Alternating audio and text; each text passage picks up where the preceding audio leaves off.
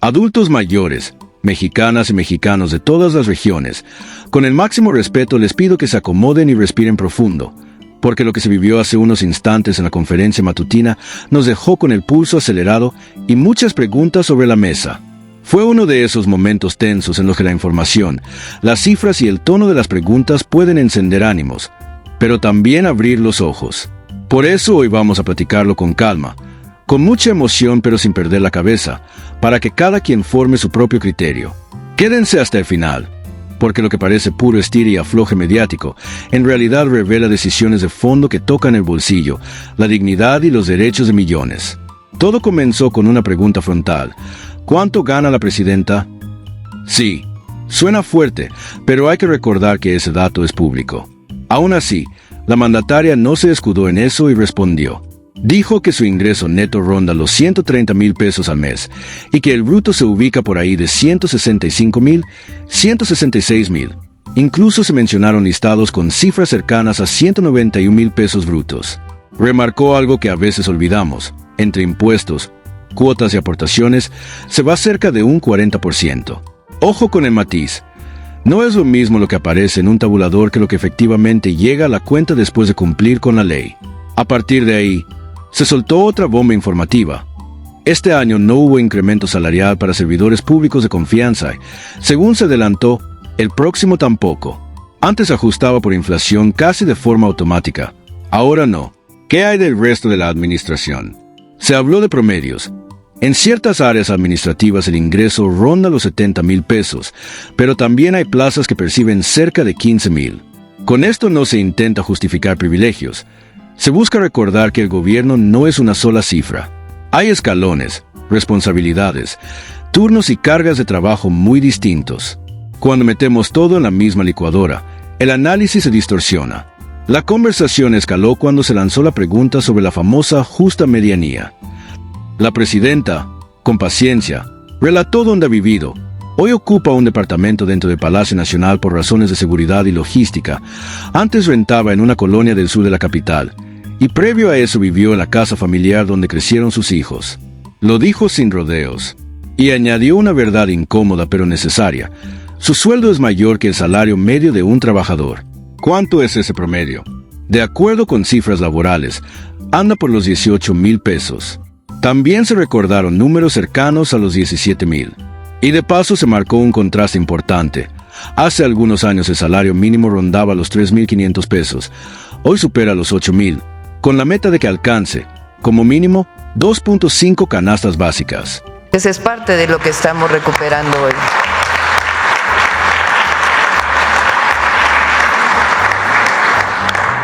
Josefa Ortiz, que ya le quitamos el de Domínguez porque las mujeres no somos de nadie. Josefa Ortiz.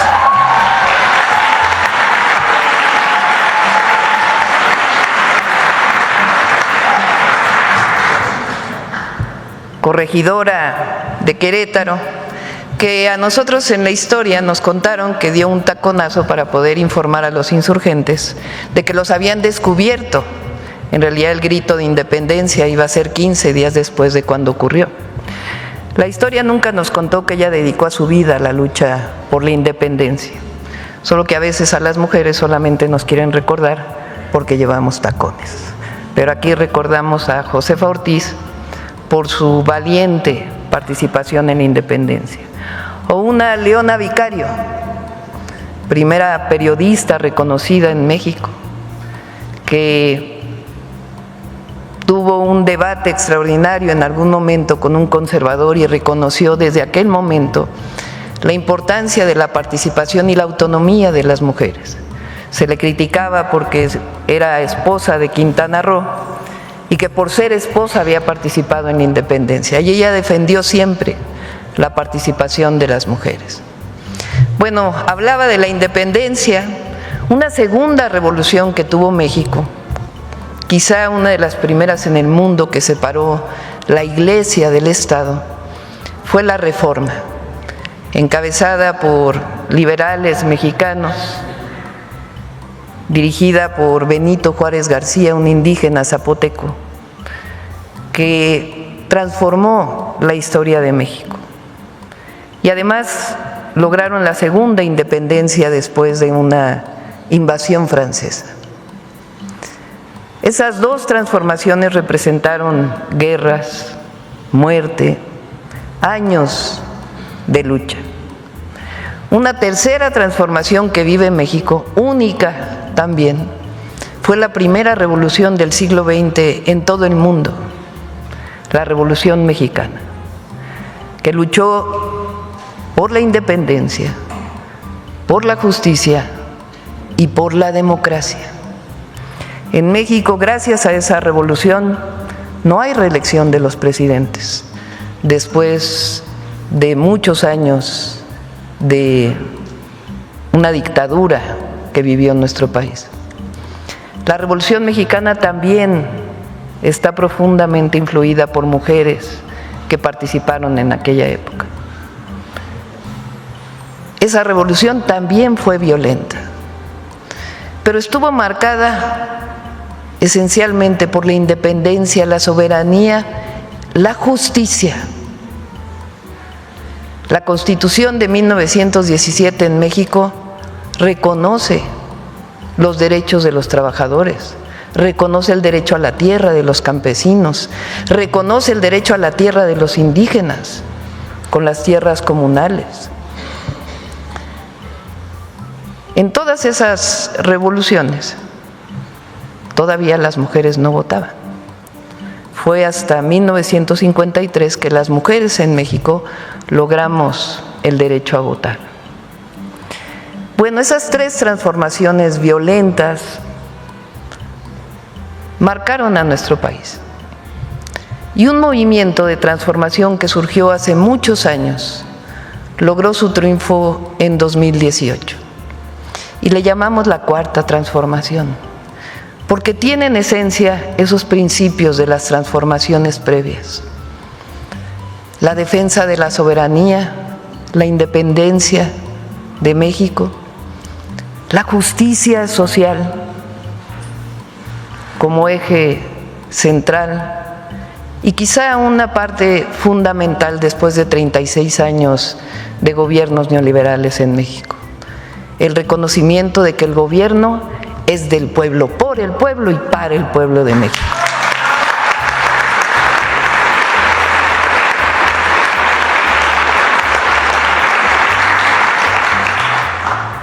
Seis años de transformación, de la Cuarta Transformación, de acuerdo con el Banco Mundial, permitieron que 11 millones de mexicanos y mexicanas salieran de la pobreza.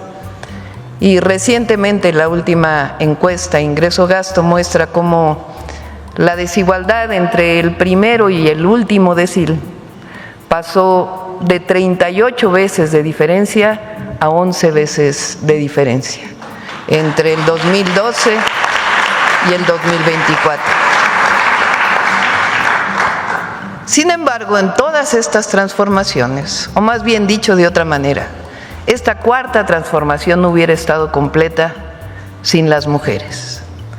Y las mujeres hemos venido participando en la transformación de la vida pública de México. Este segundo piso que le llamamos de la Cuarta Transformación, el pueblo de México el año pasado decidió esencialmente dos cosas. Uno, que continuara la transformación iniciada por el presidente López Obrador. La periodista insistió: ¿por qué un administrativo puede ganar más que un policía, una enfermera o un médico?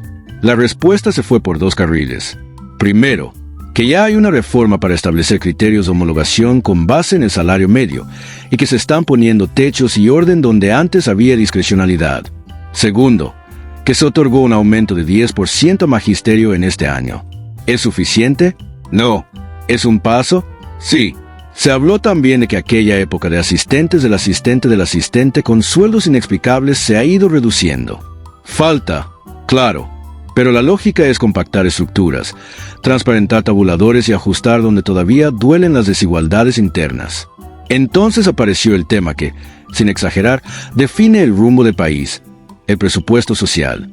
Se dio una cifra que impacta: Este año, los programas de apoyo directo suman alrededor de 850,000 millones de pesos y el plan para el próximo año es llegar a 1 billón de pesos. No es un adorno retórico. Estamos hablando de la pensión universal para las personas adultas mayores, las becas para estudiantes de preparatoria en escuelas públicas, el apoyo a personas con discapacidad y la entrega de fertilizantes gratuitos a pequeños productores, ejidatarios y comuneros. La pregunta que queda flotando es brutal en su sencillez. Si hoy ese dinero llega a los hogares, ¿a dónde iba antes cuando no existía esta cobertura universal? En medio del intercambio surgieron acusaciones de nepotismo y favoritismos. La respuesta fue directa. Presenta los casos, con nombres, fechas y lugares, y se denuncia, no se encubrirá a nadie. Ahí está una lección para la ciudadanía. Señalar generalidades enciende la discusión, pero no corrige realidades. Lo que sí transforma es acudir a las instancias con pruebas verificables. Cambiar el dicen que por el aquí está el expediente es la diferencia entre la indignación estéril y la justicia efectiva. Si aprendemos a denunciar sin miedo y con sustento, las instituciones se fortalecen y los servidores públicos entienden que la ley no es una sugerencia, es una obligación. También se compararon sueldos de otros tiempos.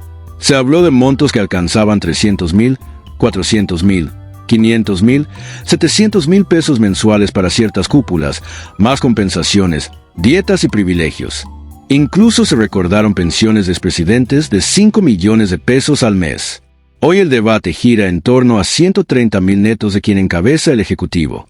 ¿Es mucho o poco? Esa discusión es válida, pero tiene que ir pegada a la responsabilidad del cargo, a la exigencia de resultados y, sobre todo, a la transparencia. Que todo esté a la vista, en qué se gasta, por qué se decide, con base en qué criterio se asigna. La carestía también estuvo presente, la fruta, la canasta, el mercado, y ahí se amarró de nuevo el tema del salario mínimo. Subirlo no soluciona todo, pero amortigua golpes cuando los precios se mueven. Si además hay pensiones, becas y apoyos productivos, el ingreso familiar respira. ¿Hace falta más? Sí. ¿Se ha avanzado respecto a la inercia de décadas? También. La clave es sostener el incremento del mínimo sin provocar efectos adversos y completar la ecuación con productividad, formalización y servicios públicos que de verdad alivien el gasto de los hogares. Otro eje que no debe perderse, la libertad de expresión. Preguntas duras, incluso incómodas, son sanas en una democracia. Lo que no sirve es la agresión personal, ni la insistencia que cruza de la exigencia legítima al irrespeto. En el intercambio de hoy, la presidenta mantuvo la calma, repitió cifras, explicó decisiones y, ante cada imputación genérica, pidió casos concretos. Ese es el estándar que conviene, respuestas con datos y críticas con pruebas. Si normalizamos esa vara, el debate público madura y la conversación deja de ser espectáculo para convertirse en evaluación real de políticas. Se habló también de quienes arriesgan la vida, policías, personal médico y de enfermería. Si queremos justicia salarial, tiene que existir un criterio que no depende del capricho ni de palancas. Por eso se mencionó que los esquemas deberán tomar como base el salario medio y ajustes conforme a la inflación, y que hay que seguir recortando duplicidades y plazas sin funciones reales. Que gane bien quien de verdad trabaja y asume responsabilidades pesadas. Que nadie cobre por un escritorio vacío. Y que el mérito y el servicio al público pesen más que los apellidos. Sobre el ánimo del país, ya saben cómo es. Hay encuestas que dicen una cosa y otras que dicen otra. Más allá del número exacto, hay una brújula que no falla, su vida diaria. ¿Le alcanza un poquito más? ¿La pensión llega a tiempo? ¿Su hija o su nieto recibieron beca? ¿La consulta en el centro de salud fue más ágil? ¿Su colonia se siente más segura? En esas respuestas está la evaluación que vale. Las cifras sirven para ordenar ideas, lo cotidiano confirma o desmiente los discursos. Hubo quienes propusieron no dejar entrar más a la periodista que cuestionó con dureza. Comprensible la molestia cuando sentimos que el tono se pasa de raya. Pero también hay un símbolo potente, Palacio Nacional como Casa del Pueblo. Y en la Casa del Pueblo entran preguntas difíciles y deben salir respuestas a la altura. La regla debería ser clara, crítica sí, insulto no, exigencia sí, descalificación sin fundamento no. Si mantenemos ese equilibrio, el acceso no se convierte en premio o castigo, sino en un derecho que se ejerce con responsabilidad. No queremos dejar de lado otro aspecto de fondo, disciplina fiscal y recaudación.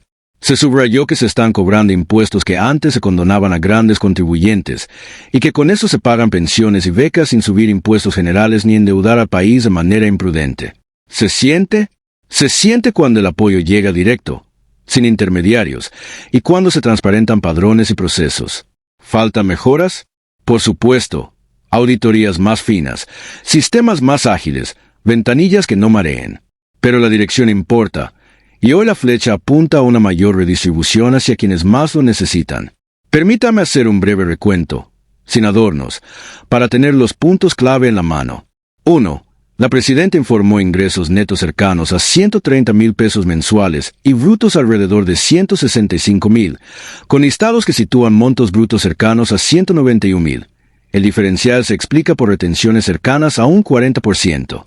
2. Este año no hubo incremento para altos funcionarios y se proyecta lo mismo para el siguiente. En la administración hay promedios de 70,000 y también plazas de 15,000, según nivel y función. 3. El salario medio del trabajador ronda los 18,000. El salario mínimo pasó de alrededor de 3,500 a más de 8,000, con la meta de 2.5 canastas básicas. 4. El magisterio recibió un aumento de 10%. Se trabaja en homologaciones para evitar disparates y duplicidades. 5. Programas sociales suman alrededor de 850,000 millones de pesos este año y se busca llegar a 1 billón el próximo, con cobertura universal en pensiones para adultos mayores, becas y apoyos productivos. 6. Ante señalamientos de corrupción, se pide presentar denuncias con pruebas. La consigna es no encubrir a nadie. Llegados a este punto, la invitación es sencilla. Deje su comentario con respeto.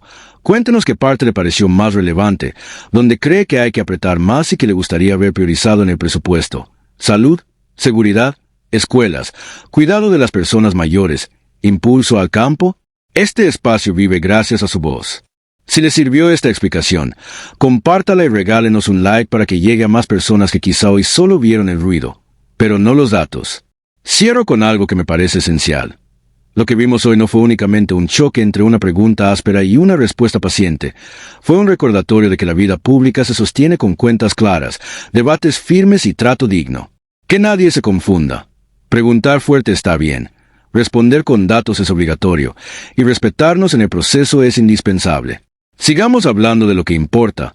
Con mucha emoción y con la serenidad de saber que las decisiones que se toman arriba solo tienen sentido si aquí abajo, en nuestras casas, se sienten como alivio, como oportunidad y como futuro. Les leo en los comentarios.